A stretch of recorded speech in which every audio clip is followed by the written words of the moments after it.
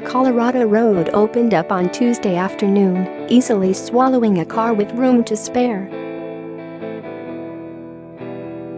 Video shows the horrific moment. A giant hole opened up on Oxford Avenue in Sheraton, and a car drove straight into it. The driver of the car, an unidentified woman, was able to jump out of the vehicle before it fell into the sinkhole after feeling something was not right with the road, police told 9 News. Ty Adams, who filmed the incident, said she cried then laughed at her bizarre circumstances.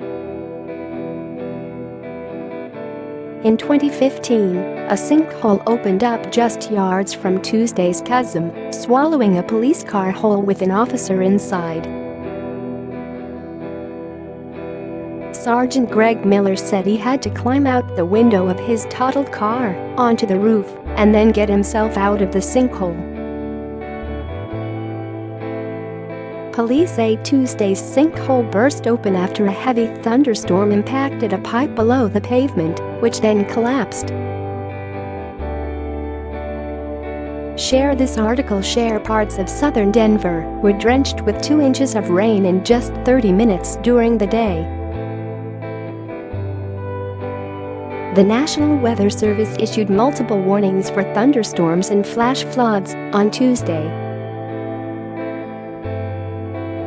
The storms are expected to carry on through the week. Sheraton police said on Twitter the road is closed from South Santa Fe Drive to South Clay Street as crews check the condition of the entire roadway.